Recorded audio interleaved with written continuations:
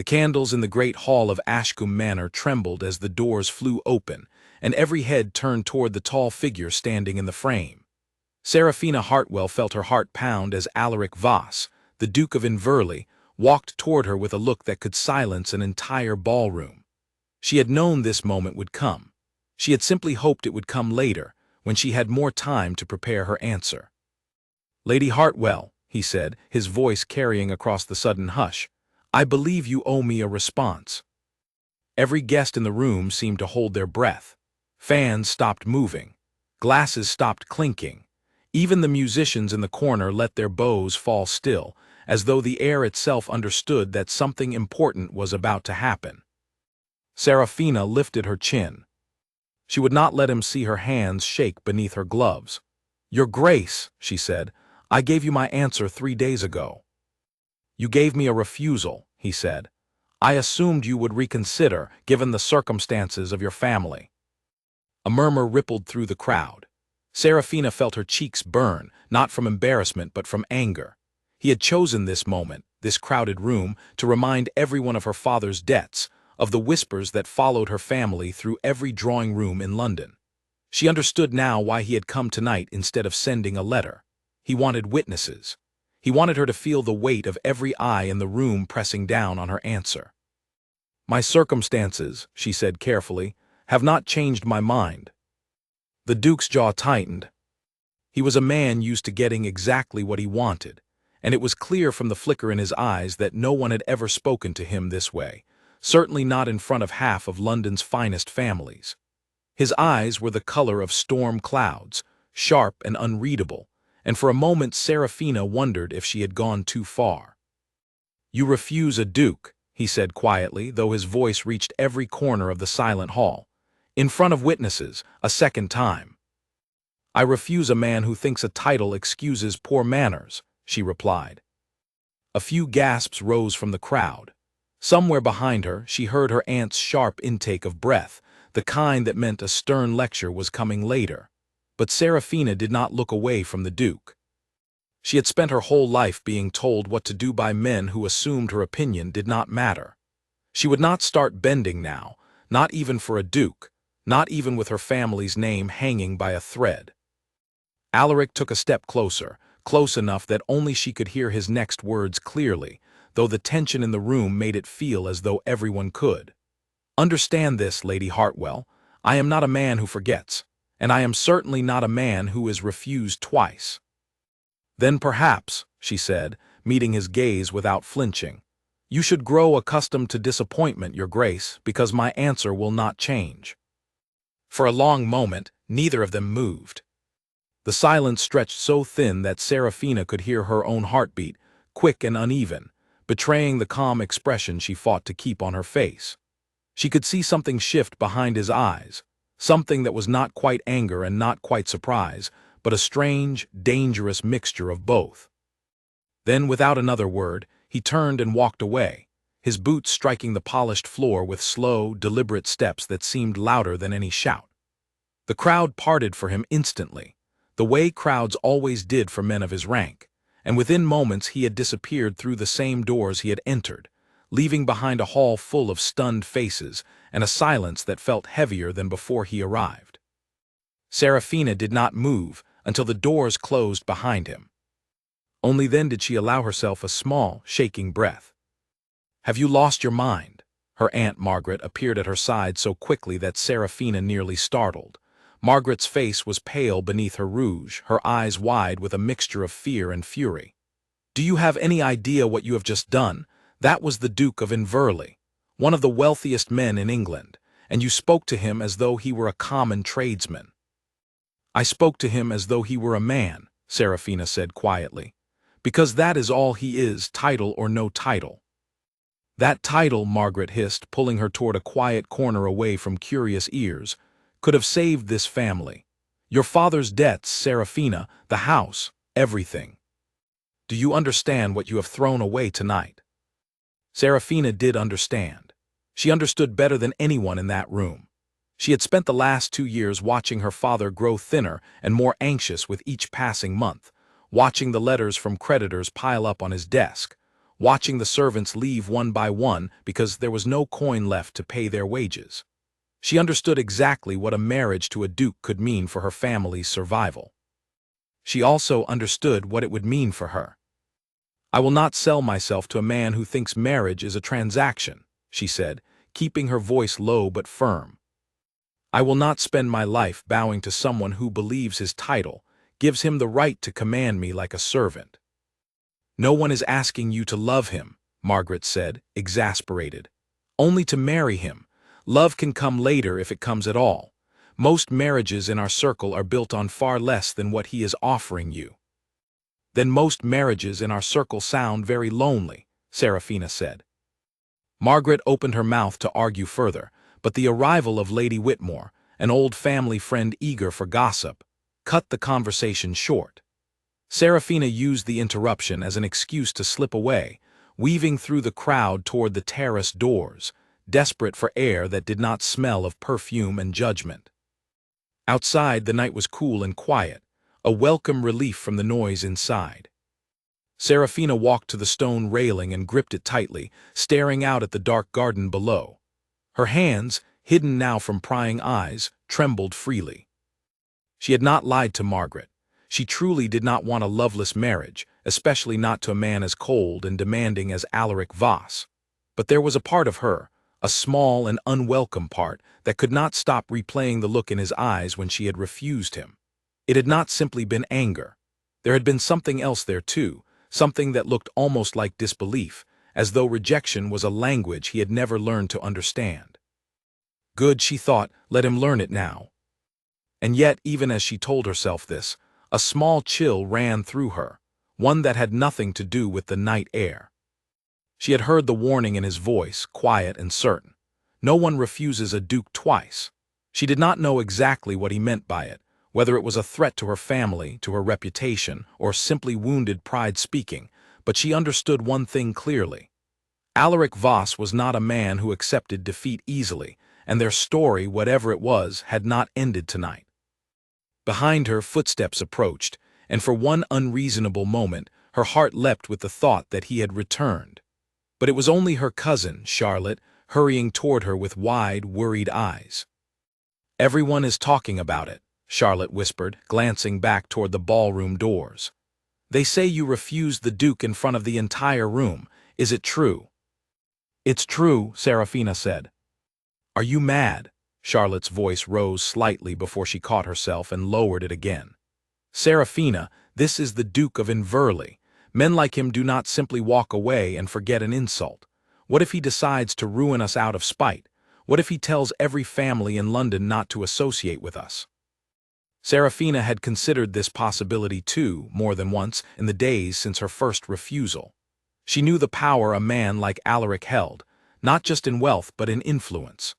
A single word from him in the right ear could close doors that had taken her family generations to open, doors that, once shut, might never open again. "If he wishes to ruin us over a marriage proposal I declined," she said slowly, "then he was never someone I wanted to marry in the first place." Charlotte studied her for a long moment, then sighed and leaned against the railing beside her. "You are either the bravest woman in London," she said, "or the most foolish. I cannot decide which." "Perhaps both," Serafina admitted, a faint, tired smile touching her lips. They stood together in silence for a while, listening to the muffled music drifting from the ballroom, the distant hum of conversation and laughter that felt entirely separate from the tension Serafina still carried in her chest. She thought of her father, waiting at home, unaware yet of what had happened tonight, unaware that his daughter had once again turned away the one offer that might have solved every problem weighing him down. She thought, too, of her mother, gone now for nearly 5 years, and the quiet advice she had once given Serafina as a girl. "Never let a man's title decide your worth," her mother had said. "A title cannot love you back." It was advice Serafina had carried with her ever since, through every ball, every introduction, every well-meaning suggestion from relatives eager to see her settled. She had turned away 3 other suitors before Alaric Voss, all of them wealthier or better connected than her own family, all of them offering security in exchange for a lifetime of quiet obedience. She had refused them all for the same simple reason. She wanted more than security. She wanted a life she had chosen for herself. But as she stood on that terrace, staring out at the dark garden while whispers spread through the ballroom behind her, she could not shake the feeling that this refusal had cost her something the others had not. There had been a warning in Alaric's eyes, a promise almost, that this was not over. She did not yet know how right she was. Inside, the orchestra began a new song, and the party resumed its rhythm as though nothing unusual had occurred. Though Serafina knew the story of tonight would travel through London by morning, growing larger and stranger with every retelling. By tomorrow, she would be the talk of every drawing room in the city, the foolish girl who had refused a duke not once, but twice. She squared her shoulders, took one last breath of the cool night air, and turned to walk back inside, unaware that far across the city, in the dim study of Inverleigh House, Alaric Voss sat alone with a glass of untouched brandy, staring into the fire, already deciding exactly what he intended to do next. The morning after the ball, Serafina woke to the sound of raised voices drifting up from her father's study. She lay still for a moment, listening, before recognizing one of the voices as belonging to Mr. Pelham, her father's solicitor, a man who rarely visited unless the news was serious. She dressed quickly and hurried downstairs, arriving just in time to hear her father's voice crack with something close to despair. "There must be another way, Pelham. Surely there is time." "There is no more time, my lord," Pelham said gently. "The creditors have waited as long as they are willing to wait. If the debts are not settled within the month, I fear the house itself will be at risk." Serafina stopped outside the door, her hand pressed against the cool wood, her stomach twisting into a tight knot. She had known things were bad. She had not known they were this bad. She pushed the door open before she could stop herself. Both men turned, startled, and her father's face went pale at the sight of her. "Serafina," he said, standing quickly. "You should not be listening at doors." "I was not listening," she said, though the lie was thin and they both knew it. "Father, please tell me the truth. How bad is it?" Her father exchanged a glance with Pelham, then sighed and gestured for her to sit. He looked older than she remembered him looking even a week ago, the lines around his eyes deeper, his shoulders more stooped. Guilt washed over her at the sight of him, sharp and sudden. "The debts have grown beyond what I can manage," he admitted quietly. "Bad investments, a run of poor harvests on the tenant lands, and I am ashamed to say, my own foolish choices in trying to recover what was lost. Without a significant sum, and soon, we may lose Ashcombe entirely." Serafina felt the floor seem to tilt beneath her. Ashcombe Manor had belonged to her family for 3 generations. It was more than a house.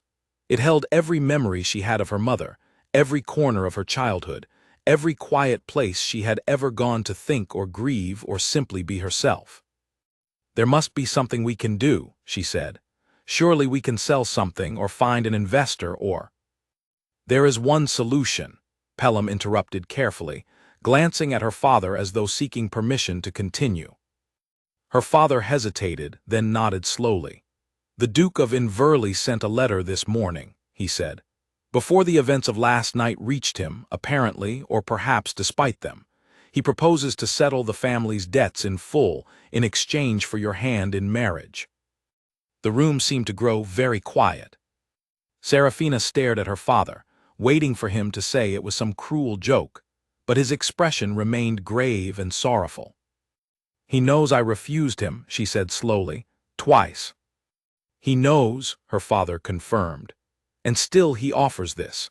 I do not pretend to understand his reasons, Serafina, but I would be lying if I said the offer was not a lifeline for this family." Serafina rose from her chair and walked to the window, staring out at the gardens where she had played as a child, where her mother had once taught her the names of every flower along the stone path. She thought of the tenants who depended on her family for their homes and livelihoods, of the servants who had stayed loyal through years of dwindling wages, of her father, who had aged a decade in the past 2 years alone. and she thought of Alaric Voss standing in the crowded ballroom, his voice cold and certain. No one refuses a duke twice. Why would he offer this, she asked quietly, after everything that happened last night? I do not know, her father admitted, but Pelham believes there may be more behind the duke's intentions than simple persistence. Pelham cleared his throat. There have been rumors, my lady, circulating among certain circles in the city. It is said that the duke's late uncle left behind a complicated inheritance dispute, one that requires the duke to be married within the year in order to secure certain family properties and titles for the Voss line. Without a suitable wife, much of his uncle's estate would pass instead to a distant cousin, a man known for his reckless habits and gambling debts. Understanding began to dawn on Serafina, slow and unwelcome. He does not want a wife, she said. He wants a solution to his own problem, just as I would be a solution to my father's. Perhaps, Pelham said carefully, or perhaps his reasons are more complicated than that. I could not say for certain. Her father reached for her hand, his grip weaker than she remembered. Serafina, I would never force you into a marriage against your will. You know this. But I must ask you to at least consider it, not for my sake alone, but for everyone who depends on this family. The tenants, the servants, your cousin Charlotte, who has nowhere else to go should we lose everything. Serafina closed her eyes, feeling the weight of every name he had listed settle onto her shoulders like a physical burden. She thought of refusing outright, of declaring once again that she would not be bought, but the memory of Pelham's grim expression, of her father's trembling hands, made the words catch in her throat. I need time to think, she said finally. Her father nodded, understanding, and did not press her further.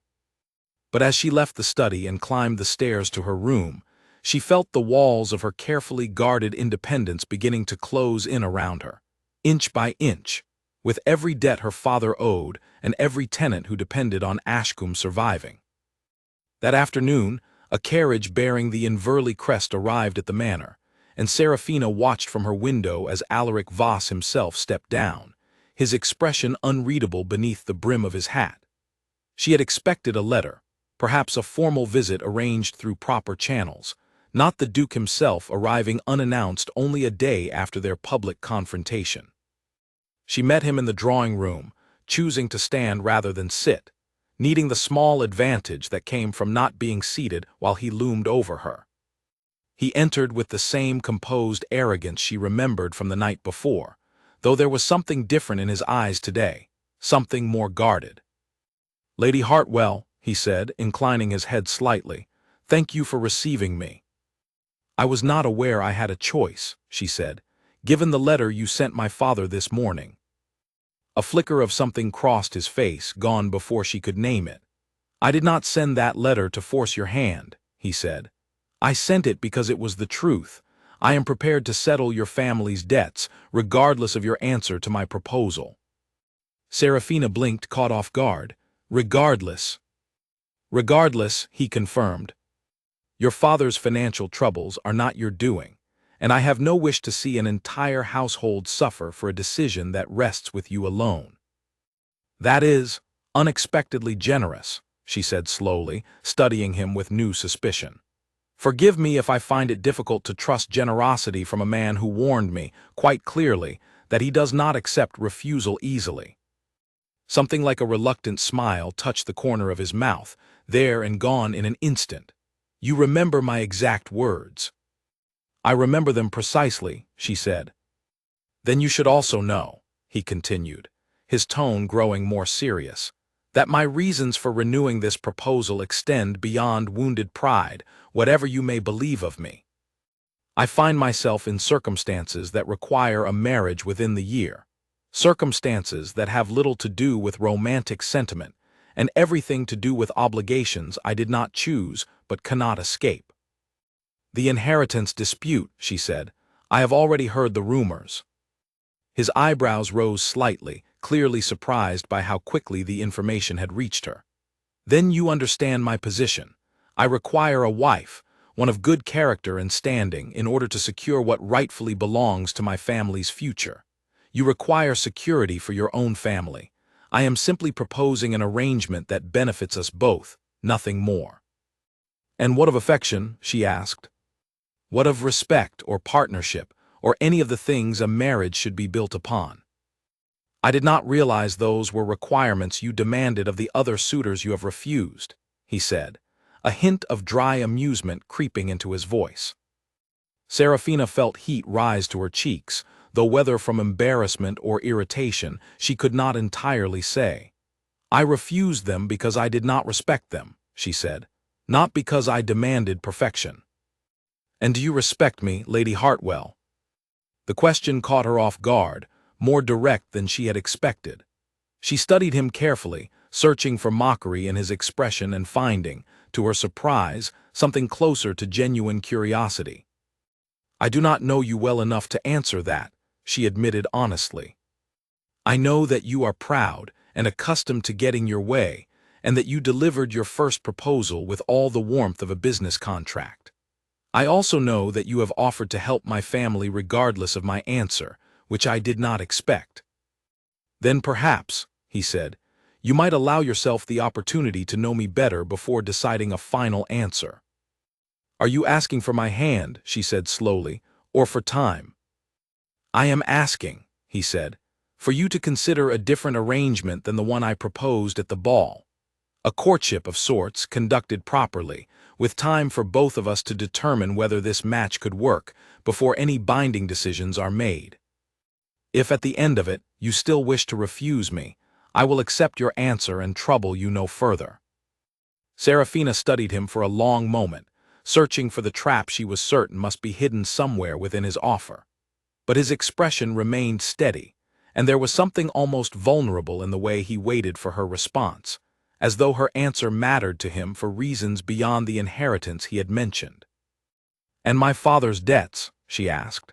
"You would still see them settled, even if I refuse you at the end of this courtship?" "I give you my word," he said. It was a generous offer, more generous than she had any right to expect from a man she had publicly humiliated only the night before. And yet something in her still hesitated, some instinct warning her that Alaric Voss was not a man who gave anything away without expecting something in return, whether he admitted it or not. "Why," she asked finally, "why go to such lengths for a woman who has refused you twice already?" He was quiet for a moment, his gaze drifting briefly toward the window before returning to her face. "Because," he said slowly, "no one has ever refused me before, Lady Hartwell, and I find myself unable to simply walk away without understanding why." It was, she thought, perhaps the most honest thing he had said to her since they met. "Very well," she said finally, surprising herself as much as him. "A courtship properly conducted. But I make no promises about how it will end."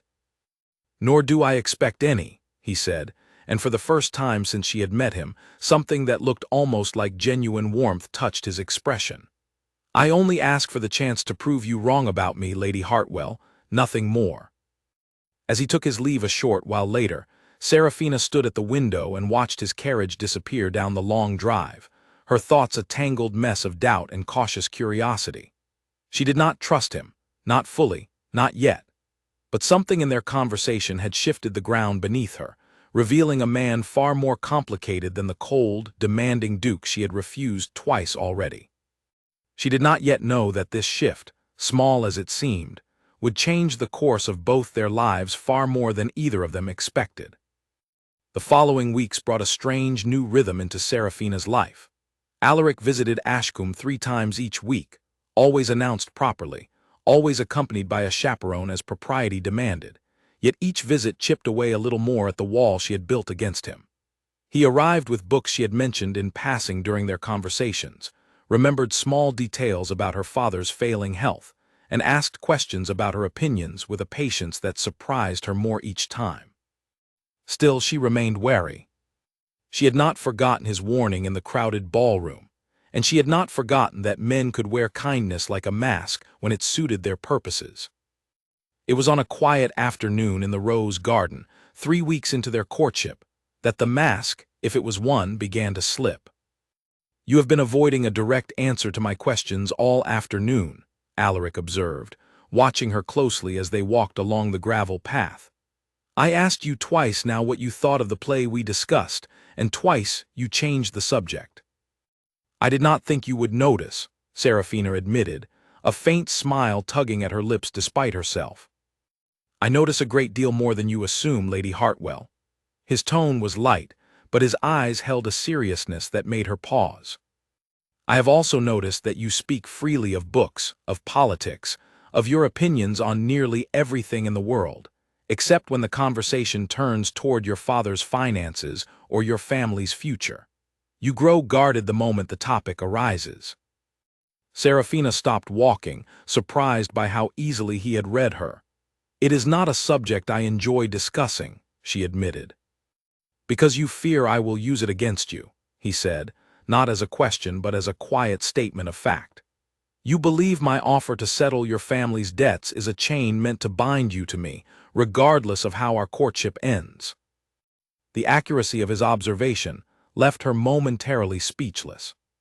She turned away, focusing instead on a cluster of white roses climbing the garden wall, unwilling to let him see how close he had come to the truth of her fears. "Can you blame me?" she said finally. "You told me yourself that you require a wife within the year. If our courtship fails to end in marriage, what becomes of your inheritance dispute then? What becomes of the promise you made regarding my father's debts?" Alaric was quiet for a long moment, and when she finally turned to look at him, she found his expression unusually solemn, stripped of the composed arrogance she had grown accustomed to seeing. "I gave you my word," he said. "Regardless of your final answer, your father's debts will be settled. I do not go back on promises, Lady Hartwell, whatever else you may think of my character." "And your inheritance," she pressed. "What happens to that if I refuse you a third time?" "Then I will find another solution," he said simply. "Perhaps not a comfortable one, and perhaps not one that saves every property my family currently holds, but a solution nonetheless. That is not your burden to carry." Something in his tone, quiet and resigned, struck her as entirely genuine, and for the first time since their courtship began, Serafina felt the last of her guarded suspicion begin to loosen its grip. "Why tell me this now?" she asked. "You could have let me continue believing you needed my answer to be favorable. It would have given you more leverage." "Because I am tired of being a man you distrust," he said, his voice low. "I have spent my entire life being courted for my title, my wealth, my influence. Every woman who has ever smiled at me across a ballroom has done so with calculations running behind her eyes, weighing what she stands to gain. I find, strangely, that I would rather have your honest refusal than another woman's practiced affection." Serafina studied him carefully, searching his face for any hint of performance, any trace of the calculated charm she had expected from him at the beginning. She found none, only tiredness and something that looked remarkably like loneliness, carefully hidden behind years of practiced composure. "You surprise me, Your Grace," she said softly. "Alaric," he corrected. "If we are to continue this courtship honestly, you might as well use my name." "Alaric then," she said, testing the word carefully, finding it stranger and yet somehow more comfortable than she expected. They resumed their walk in a silence that felt different from before, less guarded, more companionable. It was not until they reached the edge of the garden, near the low stone wall overlooking the tenant lands, that Alaric spoke again. "May I ask you something personal?" he said. "You may ask," she said. "I make no promise to answer." A faint smile crossed his face. "Fair enough. I wish to understand why you refused your other suitors before me. Pelham mentioned there were 3 others, each offering considerable security. Your reasons must have been significant to turn away such opportunities, especially given your family's circumstances." Serafina considered her answer carefully, unused to being asked so directly about her past decisions. Most people simply assumed she was foolish, or overly proud, or too particular for a woman in her position. "The first," she said slowly, "was Lord Pembridge. He was kind enough in conversation, but I discovered through mutual acquaintances that he kept a mistress in town and had no intention of ending the arrangement after marriage. I refused him because I would not spend my life pretending not to notice. Alaric's expression darkened slightly at this, though he said nothing, allowing her to continue. The second was Mr. Ashworth, a wealthy merchant's son. He was pleasant enough, but he made it clear during our few conversations that he expected a wife to remain silent on matters outside the household. I do not think he ever asked my opinion on anything beyond what I preferred for dinner. And the third? Seraphina's expression grew more guarded. The third was Baron Crestwood. He was insistent, in ways that made me uncomfortable and unwilling to accept my refusal gracefully even before matters became formal. My father intervened on my behalf, though it cost us his goodwill, and by extension, several useful connections in society. Alaric's jaw tightened visibly at this admission, his hands curling briefly into fists at his sides before he consciously relaxed them. "If that man ever approaches you again," he said, his voice low and controlled, "you will inform me immediately." The protectiveness in his tone caught her off guard, warm and unexpected in a way that made her chest tighten strangely. "That is not necessary," she said. "I am capable of managing my own affairs." "I do not doubt your capability," he said. "But you need not manage every difficulty alone, Seraphina, not any longer if you do not wish to." It was the first time he had used her given name, and something about the way he said it, quiet and careful, as though testing whether he had earned the right, made her breath catch unexpectedly. "You are very different," she said slowly, "from the man who warned me in that ballroom that no one refuses him twice." Perhaps, he admitted. Or perhaps that man was simply frightened, in his own prideful way, of being refused by someone whose opinion had somehow come to matter to him more than he expected, even then. Seraphina turned to study him fully, searching his face for any sign of jest and finding none. "You are saying you cared for my opinion, even at our very first meeting." "I am saying," he said carefully, "that your refusal wounded more than my pride, though I was too proud myself at the time to admit it clearly, even to myself." They stood together at the edge of the garden as the afternoon light softened around them, the tension between them shifting into something new and unfamiliar, something neither of them seemed fully prepared to name. Seraphina felt the careful walls she had built crumbling further with each honest word he offered, and though a small, cautious part of her warned against trusting too quickly, a larger part found itself drawn toward the possibility that perhaps, beneath his title and his pride, Alaric Voss was a man worth knowing after all. That evening, after his carriage had disappeared down the drive, Seraphina sat in her room replaying their conversation, unable to shake the memory of the sincerity in his voice. She had entered this courtship prepared for calculation and cold arrangement, expecting to find exactly the kind of man she had refused twice already. Instead, she found herself increasingly uncertain, caught between the guarded independence she had fought so hard to protect and a growing curiosity about the man who had begun, slowly and carefully, to earn her trust. She did not yet know that her family's troubles were far from over, nor that a new threat, one far more dangerous than a duke's wounded pride, was already beginning to take shape in the shadows of London society, waiting for the right moment to unravel everything she and Alaric had begun to build.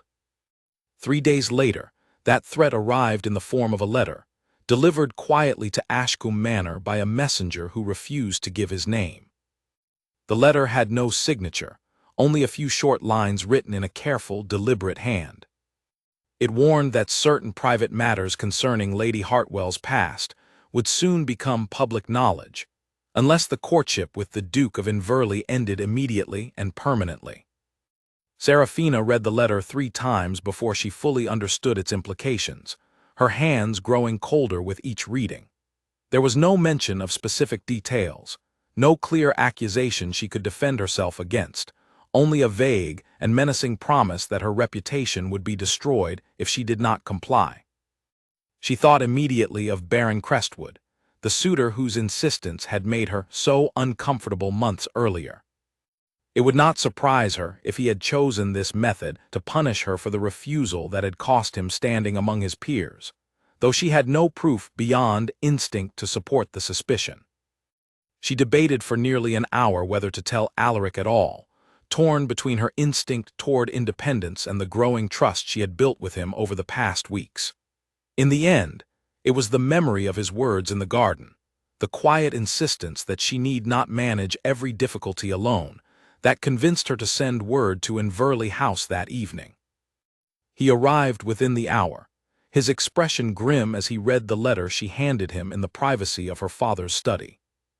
"This is a coward's threat," he said finally, setting the paper down with careful control.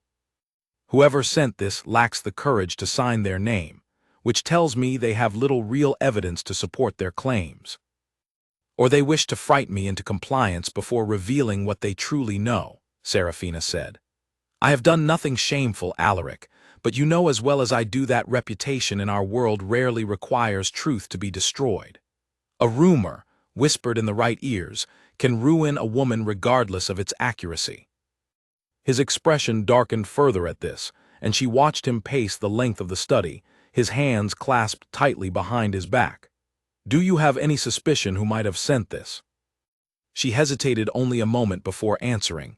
"Baron Crestwood, though I have no proof." Alaric stopped pacing abruptly, his jaw tightening.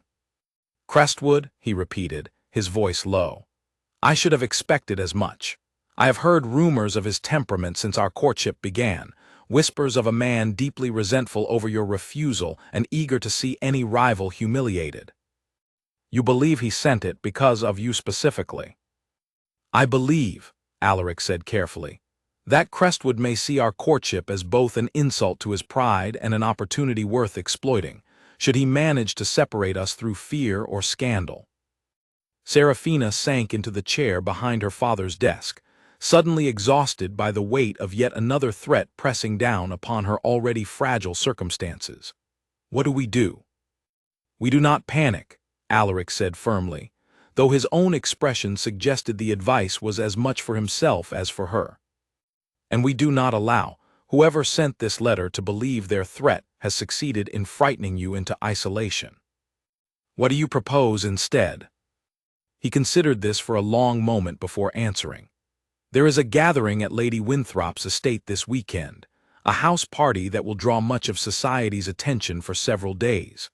I propose we attend together, publicly, without hesitation, showing whoever sent that letter that their threats hold no power over either of us. You wish to parade our courtship in front of the very people who might spread whatever rumor is coming." "I wish," he said, "to remove the fear from the equation entirely. If Crestwood, or whoever is responsible, sees that you refuse to be intimidated, he may reconsider whatever plan he intends to pursue. Cowards rarely act boldly when their targets refuse to show weakness." Serafina turned the idea over carefully in her mind, weighing the risk against the alternative of hiding away at Ashcombe, waiting anxiously for whatever scandal might eventually surface regardless of her caution. "Very well," she said finally. "I will attend." The house party at Lady Winthrop's estate proved to be everything Serafina had feared and more.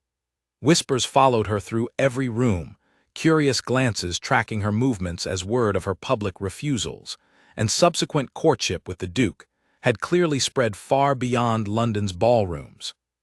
She kept her expression carefully composed, grateful for Alaric's steady presence beside her, his hand occasionally finding hers beneath the cover of a shared table or a quiet corner, offering silent reassurance whenever the weight of the stairs grew heavier than she could bear alone.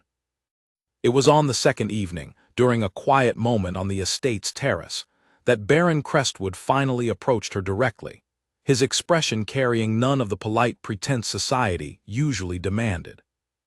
"Lady Hartwell," he said, his voice smooth but carrying an edge she recognized immediately from their previous encounters. "How fortunate to find you alone." "I am not alone for long, Baron," she said carefully, glancing toward the terrace doors where Alaric had stepped away only moments before to fetch her a glass of wine. "The Duke will return shortly." "Ah yes, the Duke." Crestwood's smile did not reach his eyes.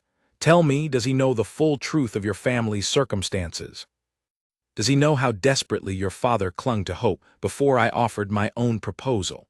An offer you refused so ungraciously in favor of holding out for something grander.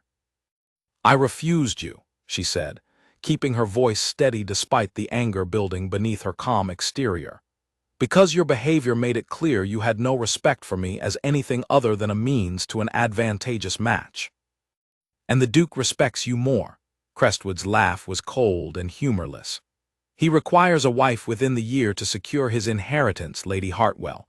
Surely you understand that his courtship is no different from my own proposal, dressed in prettier words. His reasons are his own to explain should he wish to, she said. They are not yours to twist for your own purposes. Careful, Crestwood said, stepping closer, his voice dropping lower. I would hate for certain unfortunate details of your past to reach the wrong ears, details that might make even a desperate duke reconsider his generous offer. Before Serafina could respond, Alaric's voice cut sharply through the tension, cold and controlled in a way she had never heard from him before. I believe you are mistaken, Crestwood, if you imagine any detail of Lady Hartwell's past could alter my regard for her. Crestwood turned, his composure faltering slightly at the sight of the Duke's expression, dark and dangerous despite his otherwise controlled demeanor. Your Grace, I was merely— I heard precisely what you were doing, Alaric said, his voice low and even, carrying a weight that made the Baron take an involuntary step backward. And I would advise you, quite seriously, to reconsider any further attempts to threaten or intimidate Lady Hartwell, whether through anonymous letters or personal confrontation. Crestwood's face paled slightly at the mention of the letter, a reaction that confirmed Serafina's suspicions immediately, though he quickly composed himself.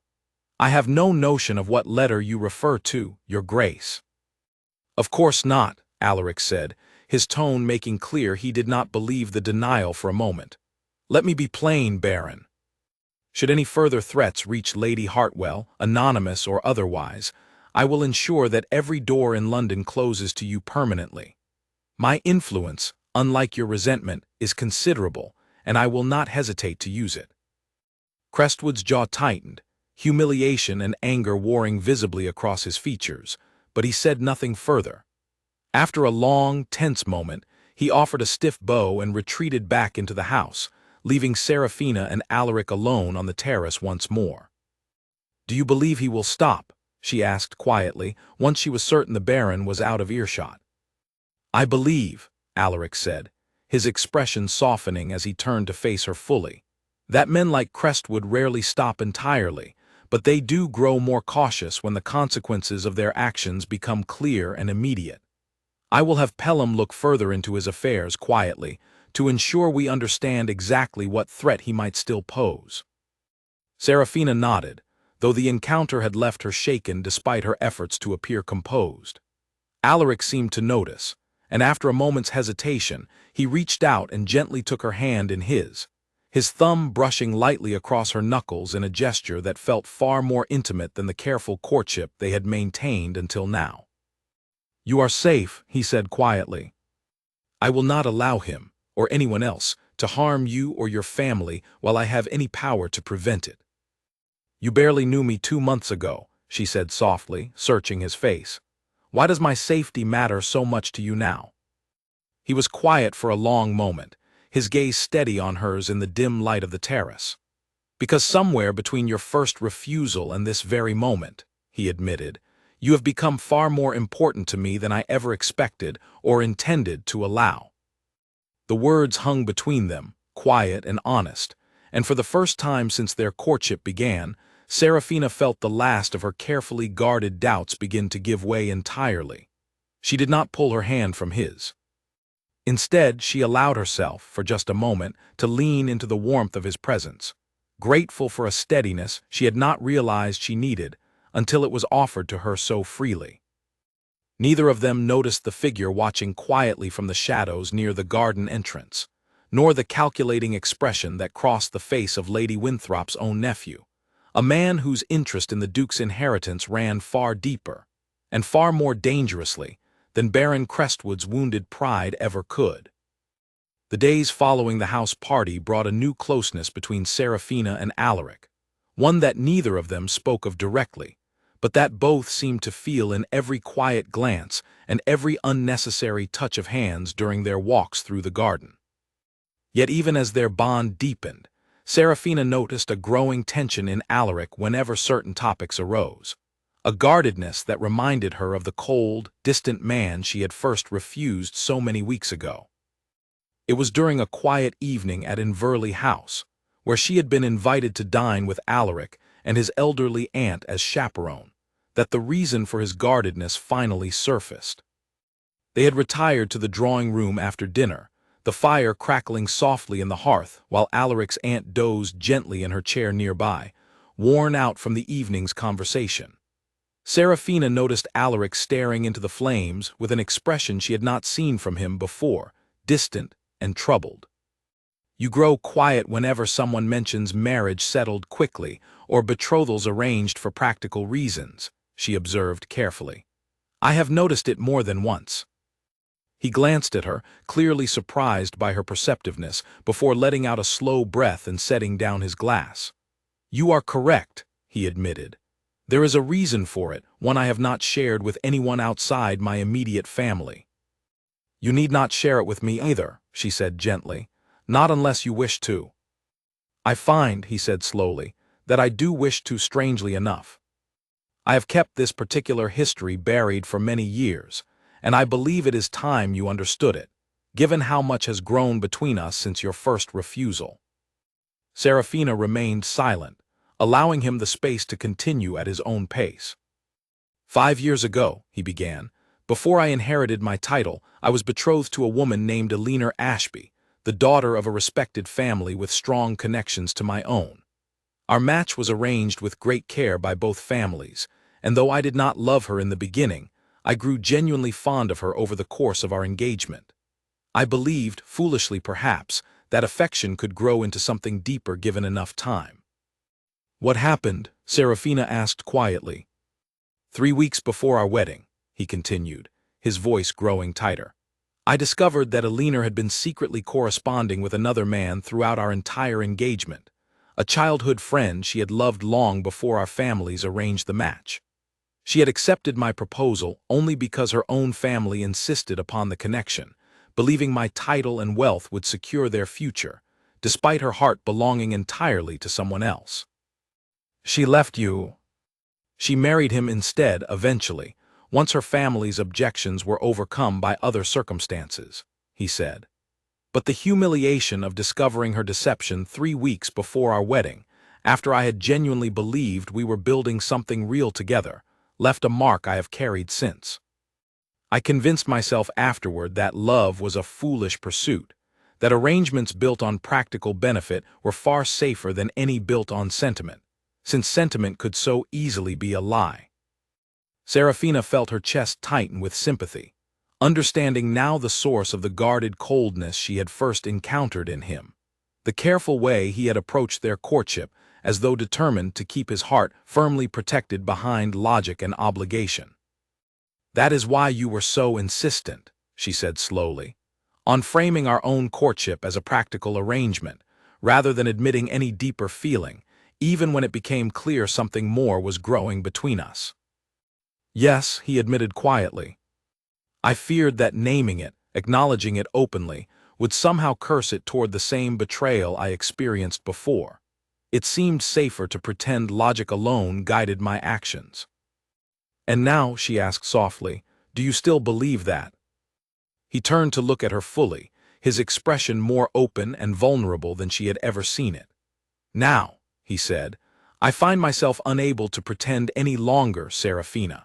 Whatever began as practical necessity has become something I can no longer explain through logic alone. You have become someone I trust in ways I never expected to trust anyone again, and that terrifies me far more than any inheritance dispute ever could." The honesty in his admission left her momentarily breathless, and she reached out instinctively, covering his hand with her own where it rested on the arm of his chair. "I am not a leaner," she said gently. "I do not wish for anyone else, Alaric. I did not agree to this courtship out of desperation alone, whatever you might have assumed at the beginning. I know that now, he said, his voice rough with emotion he rarely allowed himself to show. I think I have known it for some time, though I was too afraid to trust it fully. They sat together in comfortable silence for a long moment, the fire casting warm light across both their faces, before his aunt stirred slightly in her chair, reminding them both of propriety's careful boundaries. Serafina withdrew her hand reluctantly, though the warmth of the moment lingered between them long after. It was as she prepared to leave later that evening that Alaric walked her to her waiting carriage, his expression thoughtful. "There is something else I should tell you," he said quietly, glancing back toward the house before continuing. "The cousin I mentioned before, the one who stands to inherit certain properties should I fail to marry within the required time frame, his name is Julian Voss. He was present at Lady Winthrop's house party." Serafina frowned, trying to recall any guest who might match that description. "I do not recall being introduced to him." "He kept his distance deliberately, I suspect," Alaric said, his expression darkening. "Julian has never hidden his resentment toward me, believing the inheritance should have passed to him rather than to my branch of the family, despite the clear terms of our late uncle's will. I have long suspected he would attempt something should my marriage prospects grow serious, though I did not expect him to act so quickly."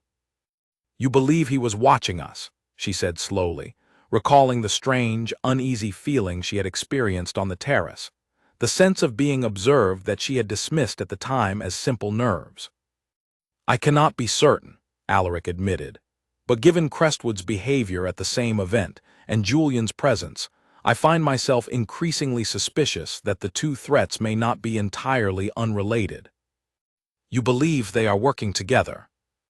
"I do not know," he said honestly, "but I intend to find out, before either of them has the opportunity to cause further harm to you or to this courtship." Serafina studied his face carefully in the dim carriage light, noting the tension that had returned to his shoulders, the protective determination in his eyes. "You need not carry every burden alone either," she said softly, echoing his own words back to him. "Whatever threat Julian or Crestwood pose, we will face it together as partners, if that is what you wish this courtship to become." Something in his expression softened at her words, a warmth breaking through the tension that had gathered there. "Partners," he repeated quietly, as though testing the weight of the word. "I find I like the sound of that far more than I expected." He helped her into the carriage, and as it pulled away down the long drive, Serafina found herself smiling despite the uncertainty that still loomed ahead, comforted by the growing trust between them, fragile but genuine, built now on honesty rather than obligation alone. Yet even as she allowed herself this small measure of hope, she could not fully shake the unease that lingered from Alaric's revelation about his cousin. She thought of the calculating eyes she had briefly glimpsed near the garden entrance during the house party, eyes that had watched her and Alaric together with an expression far colder than simple curiosity. She did not know, as her carriage rolled through the darkened streets toward Ashcombe, that Julian Voss was at that very moment seated in a private study across the city, a glass of wine in hand, carefully reading over the very letter that had first threatened her reputation weeks earlier, a small, satisfied smile curling at the corner of his mouth as he considered his next move. The pieces of a much larger scheme were beginning to fall into place, one that would test not only the fragile trust growing between Serafina and Alaric, but the very future of everything either of them held dear. Julian Voss had spent years watching his cousin from the edges of every family gathering, cataloging every advantage Alaric possessed simply by accident of birth order, every privilege that should, by Julian's own reasoning, have belonged to him instead. He had waited patiently for years, certain that Alaric's stubborn refusal to marry would eventually force the inheritance into his own hands. The sudden courtship with Lady Hartwell threatened to undo everything he had quietly counted on. He met with Baron Crestwood 3 days after the house party, in a private room at a gentleman's club far from curious eyes, and found the Baron eager to discuss a partnership neither man had previously considered. "She refused me twice as well," Crestwood said bitterly, swirling the brandy in his glass. I have no love for the woman, nor for the Duke who now enjoys what I could not obtain. Then perhaps, Julian said carefully, we might help each other achieve what we both desire. You wish to see Lady Hartwell humiliated for refusing you. I wish to see this courtship end before it threatens my inheritance further. Our goals, though different in origin, point toward the same outcome. Over the following days, the two men crafted a plan built on careful deception rather than open confrontation, understanding that Alaric's protective instincts made direct threats far too risky to attempt again. Instead, they turned to subtler methods, the kind of quiet manipulation that thrived in the whispered corners of London society. Julian, using a forged letter carefully copied in a hand resembling Alaric's own correspondence, arranged for a document to reach Serafina, suggesting that the Duke had continued private negotiations with another family, the Ashworths of Kent, regarding a potential match with their eldest daughter, a match that would secure his inheritance through connections far more powerful than anything Serafina's family could offer. The letter implied, without stating outright, that Alaric intended to use Serafina's courtship merely as leverage to encourage a better offer from the Ashworth family, planning to discard her once the arrangement served its purpose. At the same time, Crestwood spread careful whispers among his own social circle, suggesting that Lady Hartwell had been seen meeting privately with him on several occasions since her courtship with the Duke began, implying a secret arrangement designed to extract financial support from both men simultaneously. The rumors reached Alaric first, delivered by his aunt during a quiet breakfast conversation, her expression troubled as she relayed what she had heard from a trusted friend the previous evening. I do not believe it for a moment, she assured him quickly, seeing the color drain from his face. But the whispers are spreading quickly, Alaric, and I thought you should hear them from family before they reach you through less kind sources. Alaric said little in response, though the accusation settled uncomfortably in his chest throughout the day, an old wound reopening despite his best efforts to dismiss it entirely. He told himself repeatedly that Serafina was nothing like Alina, that her honesty had proven itself time and again throughout their courtship. Yet the memory of betrayal, once experienced, left scars that resurfaced easily under enough pressure. And by the time the forged letter reached Serafina that same afternoon, the damage on both sides had already begun. Serafina read the letter twice in the privacy of her room, her hands trembling with a mixture of hurt and disbelief. The handwriting appeared genuine, matching the careful, deliberate script she had grown familiar with from Alaric's previous notes, and the implications within its careful phrasing struck at every insecurity she had worked so hard to overcome throughout their courtship. She thought immediately of confronting him directly, of demanding an explanation, but a smaller, more wounded part of her hesitated, remembering Baron Crestwood's earlier warning that the Duke's courtship was no different from any other calculated arrangement, dressed simply in prettier words. Perhaps, she thought bitterly, she had allowed herself to be fooled after all, seduced by careful honesty that was, in the end, simply a more sophisticated form of manipulation. When Alaric arrived for his scheduled visit that evening, he found her cold and distant, her earlier warmth replaced by careful, guarded politeness that immediately set him on edge. "Is something troubling you?" he asked, once they were alone in the drawing room. "I received a letter today," she said carefully, watching his reaction closely, "regarding your continued negotiations with the Ashworth family." Alaric's expression shifted rapidly from confusion to something closer to alarm. "I have had no negotiations with the Ashworth family, Serafina, not since long before our courtship began." "What letter do you speak of?" She retrieved the forged document from where she had tucked it away and handed it to him without another word, watching his face carefully as he read through its careful implications. His expression darkened with each line, anger replacing his earlier confusion. "This is not my handwriting," he said firmly, though a flicker of doubt crossed his features as he studied the careful forgery. "Or rather, it is a skilled imitation of it, but I assure you, I did not write this letter, nor have I engaged in any negotiations with the Ashworth family since well before we met." "How can I be certain of that?" she asked, hating the vulnerability in her own voice even as she spoke it. "You yourself told me you require a wife within the year to secure your inheritance. What better solution than to secure two possible arrangements simultaneously, ensuring whichever proves more advantageous in the end? Do you truly believe I am capable of such deception?" His voice carried genuine hurt now, cutting through his earlier anger. "After everything I have shared with you, after admitting truths about my past I have told no one else, you believe I would betray your trust so easily?" "I do not know what to believe," she admitted, her composure finally cracking. "There are also rumors, Alaric, rumors that I have been meeting privately with Baron Crestwood, implying some scheme of my own to extract funds from both of you.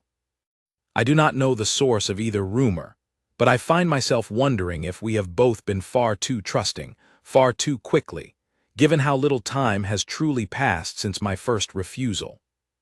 Alaric's expression shifted again, understanding dawning slowly across his features as the pieces began to align in his mind. "Crestwood," he said slowly, "and likely Julian as well, working together to unravel what we have built. This is precisely the kind of scheme my cousin would orchestrate, using half-truths and forgeries to poison trust rather than risk direct confrontation." "You believe this is deliberate manipulation?" Serafina asked, though even as she spoke the words, she recognized how neatly the timing aligned with Julian's presence at the house party, with Crestwood's earlier threats. "I believe," Alaric said firmly, "that two men with everything to gain from our separation have chosen the cruelest possible method to achieve it, striking directly at the fears we each carry from our own pasts. I have no interest in the Ashworth family, Serafina, nor in any arrangement beyond the one I have built with you, carefully and honestly, since our courtship began." Serafina wanted desperately to believe him, yet the careful forgery still weighed heavily in her thoughts, a physical reminder of doubt that could not be dismissed through words alone, however sincere they sounded. "I want to believe you," she said quietly. "But trust, once shaken, does not rebuild itself easily, Alaric. You of all people should understand that, given what Aline's betrayal cost you." The comparison struck him visibly, his expression tightening with something that looked almost like pain. "You believe I am like her, that I would deceive you in the same manner she deceived me." "I did not say that," Serafina said quickly, though the damage of the comparison had already settled between them. "I only meant that I understand now how difficult it is to trust fully when doubt has been so carefully planted." They stood in tense silence for a long moment, the warmth that had grown so carefully between them over the past weeks, suddenly fragile and uncertain, threatened by forces neither of them had fully anticipated. Alaric finally broke the silence, his voice quieter now, stripped of its earlier anger. "I will not force you to trust me before you are ready," he said. "But I intend to discover exactly who forged this letter, and I intend to prove to you, through actions rather than words alone, that whatever Julian and Crestwood hoped to achieve tonight, they have not succeeded. And if I need time," Serafina said carefully, "before I can trust fully again." "Then I will give you that time," he said, though the strain in his voice betrayed how much the offer cost him. "I have waited weeks already for you to trust me at all, Serafina. I can wait longer still, if that is what is required." He took his leave shortly after, the tension between them unresolved, and Serafina spent the remainder of the evening alone in her room, staring at the forged letter until the words blurred together in the dim candlelight. She wanted to believe him completely, wanted to dismiss the doubt Crestwood and Julian had so carefully planted, yet the wound of uncertainty lingered stubbornly, refusing to heal as quickly as she wished it would. Neither she nor Alaric realized, as they each retired that night with hearts heavier than they had been in weeks, that Julian Voss was already preparing his next move, one final push designed to ensure the fragile trust between them shattered completely before either of them discovered the truth behind the careful deception that had been orchestrated against them both. Pelham arrived at Ashcombe Manor 2 days later, breathless from his journey, and carrying a leather folder filled with documents he had spent the previous night gathering. Alaric had asked him quietly, the very night the forged letter surfaced, to investigate its origins with the same careful precision he applied to every legal matter under his care, and the solicitor had not disappointed. "Your Grace," Pelham said, once he had been shown into the drawing-room where both Alaric and Seraphina waited anxiously, "I believe I have uncovered exactly what you suspected." He spread the documents carefully across the table, pointing first to a sample of Julian Voss's handwriting, obtained through a business correspondence Pelham had access to through his professional connections, and then to the forged letter itself. "Notice the particular curve on the letter S," Pelham explained, "and the slight upward slant present in both samples. It is a skilled forgery, designed to closely mimic your own hand, Your Grace, but the underlying habits of the true author remain visible to a trained eye." Seraphina leaned forward, studying the comparison carefully, and felt a wave of relief wash through her as the evidence became undeniable. "Julian wrote this," she said quietly. "It appears so," Pelham confirmed. "I have also discovered, through discreet inquiry among the household staff at Lady Winthrop's estate, that Mr. Voss and Baron Crestwood were seen in private conversation on multiple occasions during the house party, always in locations chosen specifically to avoid observation. One of the maids recalled overhearing fragments of their discussion, including mention of a letter intended to reach Lady Hartwell." Alaric's expression had grown increasingly cold throughout Pelham's explanation, his hands clenched tightly at his sides. "And the rumors regarding Lady Hartwell's supposed private meetings with Crestwood." "Fabricated entirely," Pelham said. "I spoke with 3 separate acquaintances who claimed to have witnessed such meetings, and each, when pressed for specific details, could offer nothing beyond vague assertions clearly originating from the same source. I believe Crestwood spread the rumor deliberately, coordinating with Mr. Voss to strike at both of you simultaneously, understanding that suspicion planted in 2 directions would prove far more difficult to untangle than a single accusation." Seraphina let out a slow breath, the tension she had carried for the past 2 days finally beginning to ease. She turned to look at Alaric, finding him watching her already, his expression carrying a quiet vulnerability that mirrored her own relief. "I am sorry," she said softly, "for doubting you even for a moment." "You had every reason to doubt," he said gently. "The forgery was convincing, and your own past experiences with dishonest suitors made the accusation far more believable than it should have been. I do not fault you for the doubt, Seraphina. I only regret that Julian and Crestwood succeeded, even briefly, in causing you pain." "What will you do now?" she asked, glancing toward Pelham's careful documentation spread across the table. Alaric's expression hardened with quiet determination. "I intend to confront both of them directly, with this evidence in hand, and ensure they understand clearly that further attempts at manipulation will carry serious consequences. Julian's inheritance rights, tenuous as they already are, will not survive a formal accusation of fraud and forgery, should I choose to pursue the matter through proper legal channels. And Crestwood, his reputation will suffer considerably once society learns of his role in this scheme," Alaric said. "Men like Crestwood depend heavily on maintaining appearances among their peers. Once that illusion cracks, I suspect his influence will diminish rapidly, regardless of any legal consequences that follow." Pelham cleared his throat carefully. "If I may suggest, Your Grace, a private confrontation might prove more effective than public exposure, at least initially. Public scandal, while satisfying, often creates unpredictable consequences that could reflect poorly on Lady Hartwell as well, given how thoroughly her name has already been woven into the rumors circulating." Alaric considered this advice carefully before nodding. "You are right, of course. A private confrontation, then, with the clear threat of public exposure held in reserve, should either man attempt further interference."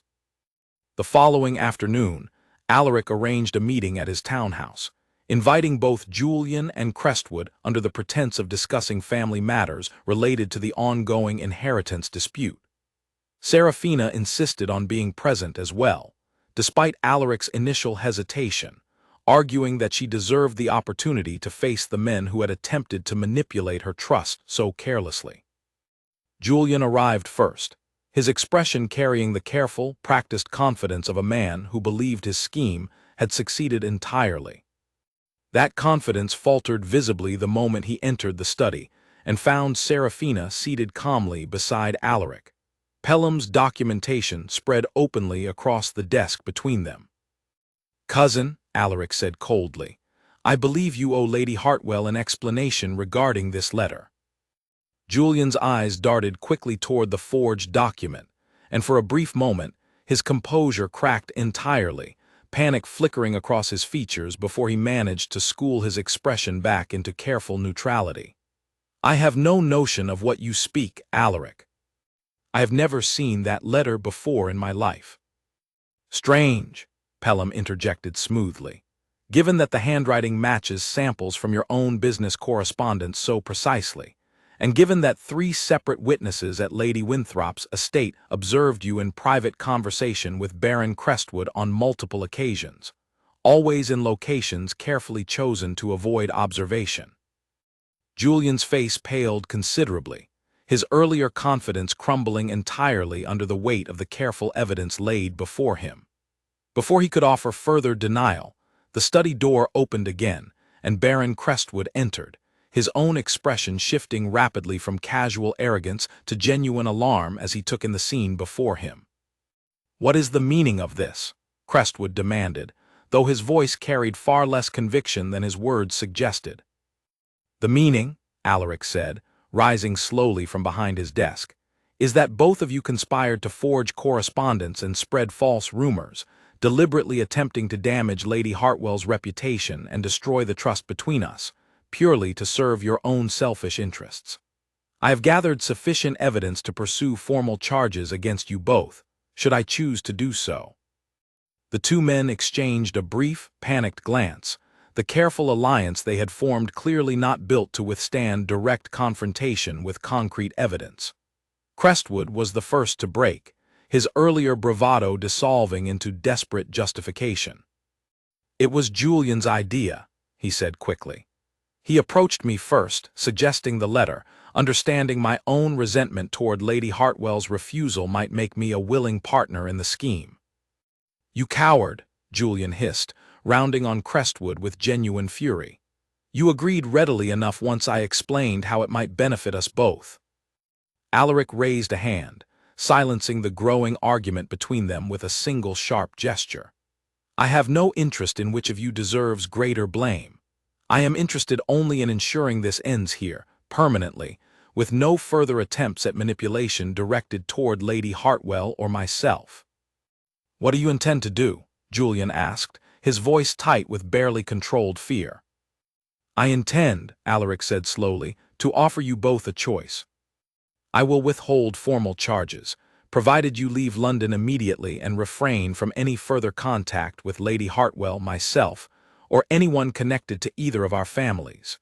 Should either of you violate these terms, I will pursue every legal consequence available to me, and I assure you, my resources far exceed either of yours combined." Julian's jaw tightened with barely suppressed anger, but he understood clearly that he held no further leverage in the conversation. "And the inheritance?" he asked bitterly.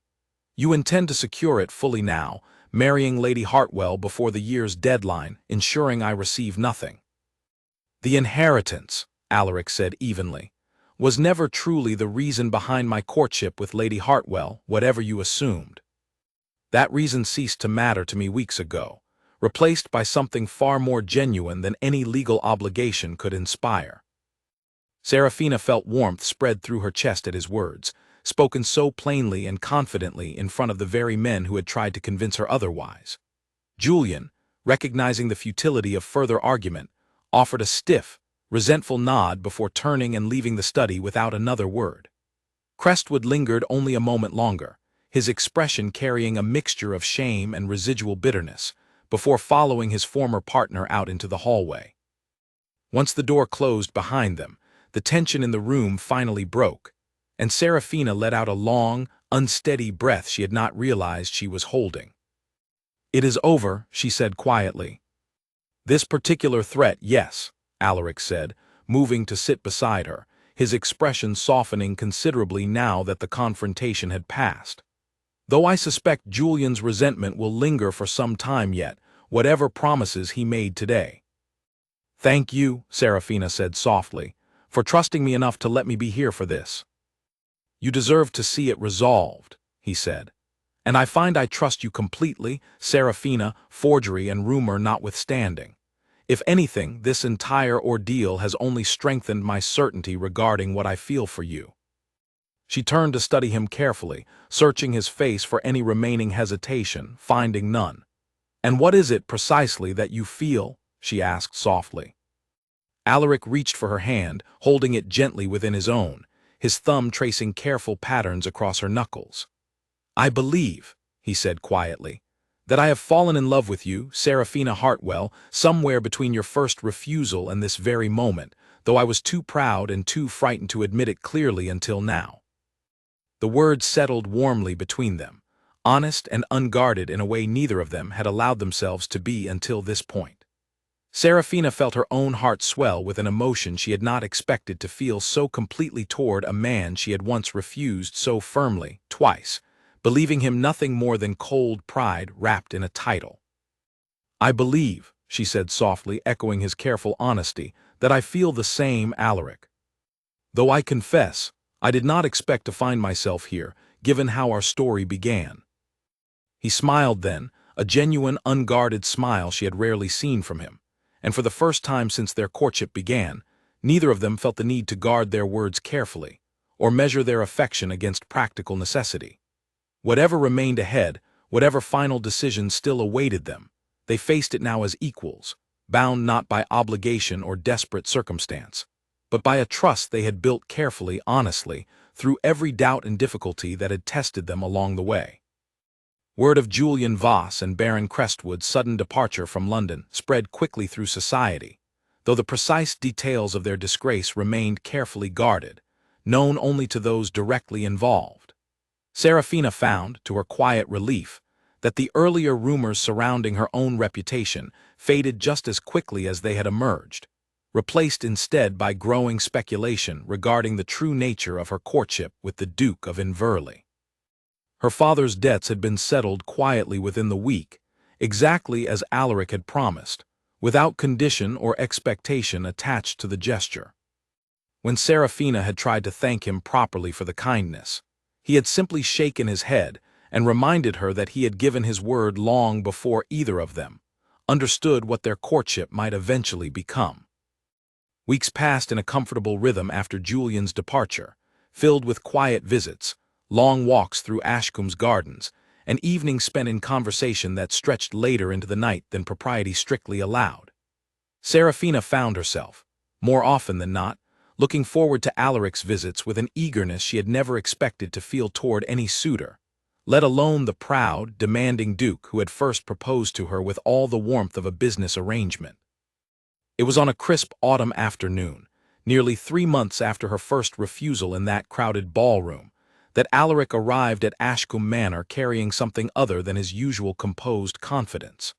Serafina noticed it immediately in the careful way he greeted her, the slight nervousness in his usually steady voice as he asked if she might walk with him through the garden. "You seem troubled," she observed, once they had reached the same rose garden where their courtship had first begun to shift toward something genuine. "Not troubled," he said, though his hands remained clasped tightly behind his back in a manner that suggested otherwise. "Simply uncertain how best to say what I have come to say." Serafina felt her heart quicken slightly, though she kept her expression carefully composed, allowing him the space to continue at his own pace, exactly as he had once given her. "When I first proposed to you," he began slowly, "in that crowded ballroom months ago, I offered you a transaction. Security for my inheritance, security for your family's debts, nothing more. I warned you, quite arrogantly, that no one refuses a duke twice, as though the mere weight of my title should be sufficient to override your own wishes entirely."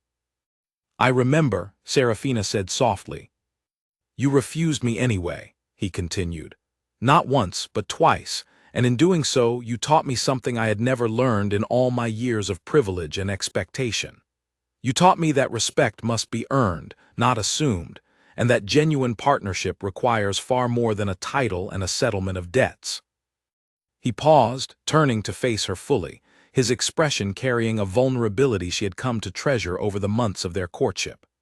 I do not wish to propose to you today as I did before, Serafina. I do not wish to offer you an arrangement built on obligation or leverage or practical necessity. I wish, instead, to offer you something far simpler and far more frightening to a man who has spent his entire life guarding his heart against exactly this possibility. He reached into his coat and withdrew a small velvet box, though he did not open it immediately, choosing instead to hold it carefully between them as he continued. I love you, he said simply, not because of what our marriage might secure for either of our families, though I am grateful beyond words that it has already done so much good. I love you because you refused to bend to my pride, because you challenged me when no one else dared, because you have shown me, patiently and honestly, what it means to be trusted and understood by someone who sees me clearly, title and flaws both. Serafina felt tears gathering unexpectedly at the corners of her eyes, moved by the raw honesty in his voice, so different from the cold certainty he had carried in that crowded ballroom so many months ago. I am asking you now, he continued, his voice growing steadier despite the emotion clearly present beneath it, not as a duke commanding an answer, but as a man asking the woman he loves to choose him freely, without pressure, without obligation, and without any threat hanging over your decision. If you wish to refuse me a third time, I will accept your answer with grace, and I will ensure that nothing, not your family's security, not society's expectations, changes because of it. You are free, Serafina, to choose exactly as your heart tells you, nothing more and nothing less. He opened the box then, revealing a simple, elegant ring that caught the afternoon light softly, far less ostentatious than she might have expected from a man of his wealth and standing, chosen instead, she suspected, with careful thought toward her own quieter tastes. Serafina Hartwell, he said, his voice steady now despite the vulnerability still visible in his eyes, will you marry me? Not because you must, but because you wish to. Serafina looked at him for a long moment, memories flooding through her mind of that first cold proposal in the crowded ballroom, the warning in his voice, the anger in his eyes when she had refused him so publicly. She thought of every moment since, every honest conversation, every quiet act of protection and trust that had slowly transformed a proud, guarded duke into the man standing before her now, offering his heart freely for the first time in his life. I choose you, she said finally, her voice thick with emotion. Not out of obligation, and not out of necessity, but because somewhere between my first refusal and this very moment, I fell in love with the man beneath the title, exactly as you fell in love with the woman who dared to challenge it. Relief and joy broke across Alaric's face in equal measure, and he reached for her hand, sliding the ring carefully onto her finger before pulling her gently into an embrace that felt entirely different from every careful, proper touch they had shared throughout their courtship. This embrace carried none of the guarded distance of their earlier meetings, only the warm certainty of two people who had finally found their way toward genuine partnership, built not on pride or obligation, but on honest trust earned slowly and carefully over time. You once told me, Serafina murmured against his shoulder, that no one refuses you twice. I believe I have now proven that theory entirely wrong, considering I refused you twice and still ended up exactly where you hoped I would. Alaric laughed then, a genuine, unguarded sound she had come to treasure more than almost anything else about him. I have never been more grateful to be proven wrong in my entire life, he admitted. Though I confess, I intend to remind you of this moment every time you challenge my opinion for the rest of our marriage. I would expect nothing less, she said, smiling up at him. Their wedding took place 2 months later, in the small chapel near Ashcombe Manor, surrounded by family and the close friends who had supported them both throughout the difficulties of their courtship. Serafina's father walked her down the aisle with tears of genuine happiness in his eyes, his earlier anxiety about his daughter's future replaced entirely by quiet relief and pride at the match she had chosen for herself, rather than one forced upon her by circumstance alone. Charlotte served as her cousin's attendant, whispering happily throughout the ceremony about how right she had been to call Serafina either the bravest or most foolish woman in London, though she now firmly believed the former explanation had proven true all along. Margaret, who had once scolded Serafina harshly for her public refusal, wept openly during the vows, admitting quietly afterward that she had never seen two people so genuinely suited to one another, despite their difficult beginning. As Alaric and Serafina exchanged their vows before family and friends, promising honesty, partnership, and genuine affection rather than simple obligation, neither of them could help but reflect on how far they had traveled since that tense confrontation in a crowded ballroom, when a proud duke had warned a determined young woman that no one refused him twice, entirely unaware that her continued refusal would ultimately teach him the difference between a marriage built on power and one built on genuine, hard-won love. Their life together, though it began amid threats, forged letters, and the schemes of jealous, resentful men, settled quickly into a partnership built on the very foundation Serafina had always insisted upon: respect, honesty, and equal voice between them both. Alaric, true to his word, never again attempted to command her opinion through the weight of his title alone, choosing instead to value her challenges and disagreements as proof of the genuine partnership he had come to treasure above every advantage his rank might otherwise have offered him.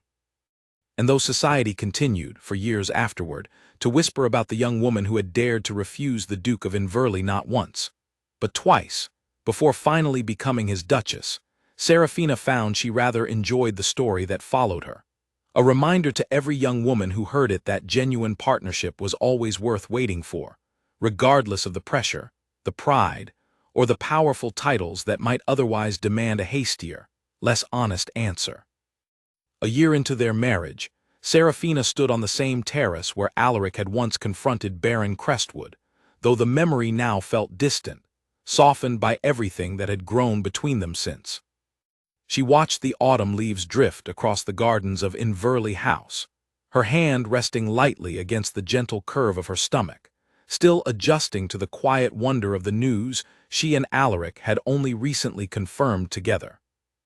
Their marriage had settled into a rhythm neither of them had expected, filled with the ordinary joys of shared mornings and honest disagreements resolved through conversation rather than command.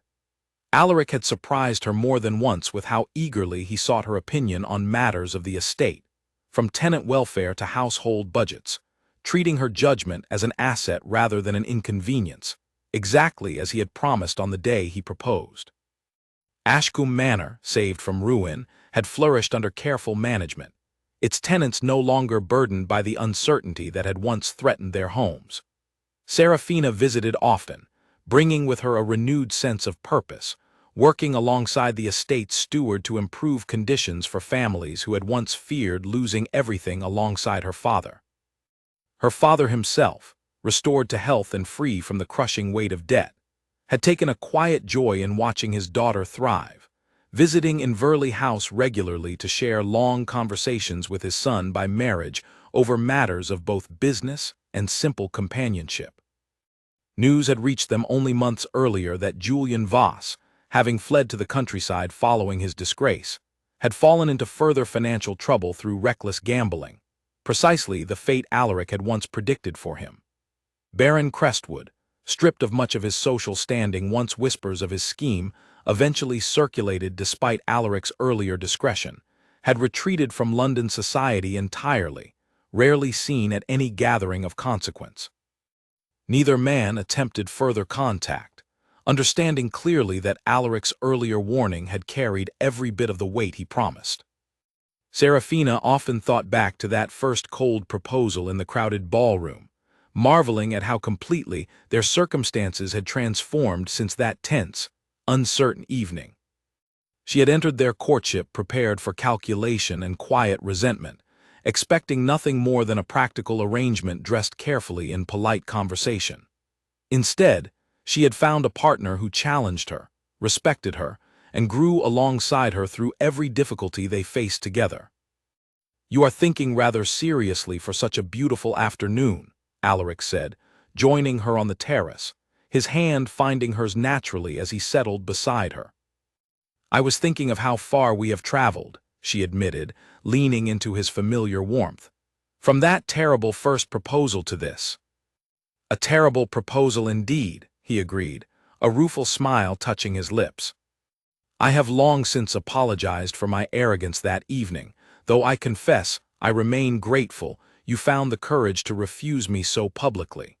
Had you accepted immediately, we might never have discovered what genuine partnership could look like between us." "Perhaps your pride needed wounding," Serafina said, smiling up at him, "before you could learn to value something more than obligation." "Perhaps it did," he admitted, "though I would not recommend the method to anyone else seeking a happy marriage."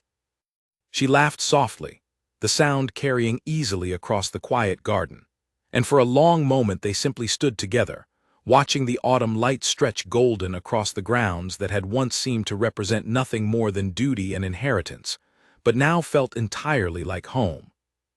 Their daughter arrived the following spring, healthy and strong, with her mother's determined eyes and her father's quiet, steady patience. They named her Inverleigh, not for the woman who had once broken Alaric's trust, but for his own late mother, reclaiming the name from painful memory and giving it new, gentler meaning within their growing family. Serafina often told her daughter, in later years, the story of how her parents had met, softening the sharper edges of that first tense confrontation while preserving the lesson at its heart. She would explain, patiently and with quiet pride, that love worth having was never something to be commanded or assumed, regardless of title or circumstance, but something built carefully, through honesty, respect, and the courage to stand firm in one's own worth, even when refusing seemed like the harder, riskier choice. Alaric, for his part, never forgot the lesson his wife had taught him on that first difficult evening, carrying it forward not only within their marriage but throughout every aspect of his life as Duke. He grew known among his peers not for arrogance or cold command, but for fairness and genuine consideration toward those who depended on him, a transformation many attributed quietly, and correctly, to the influence of the wife who had refused him not once, but twice, before finally choosing him freely. Years later, when their daughter Inverleigh came of age and faced her own difficult choice regarding an unwanted match arranged by a distant relative eager for connection to the Inverleigh title, it was Serafina who sat with her quietly in the same rose garden where her own courtship had once deepened into something real, offering the same advice her own mother had once given her. "Never let a man's title decide your worth," she told her daughter gently. "A title cannot love you back. Wait, my darling, for someone who sees you clearly, exactly as you are, and values that far more than any advantage your hand might offer him." Inverleigh listened carefully, watching her mother's steady expression, and understood, perhaps for the first time, the full weight of the story she had grown up hearing in fragments, of a proud duke and a determined young woman whose double refusal had ultimately built something far stronger than either of them could have imagined on that tense, uncertain evening so many years before. The story of Alaric and Serafina became, in time, a quiet legend within their family, retold not as a tale of romance alone, but as a lesson passed carefully from mother to daughter, a reminder that genuine partnership was always worth the wait, regardless of pressure, pride, or powerful titles demanding a hastier answer. And though society had once whispered about the woman foolish enough to refuse a duke not once but twice, history remembered her instead as the woman wise enough to know her own worth, and brave enough to wait for a love built on nothing less than genuine, hard-won respect.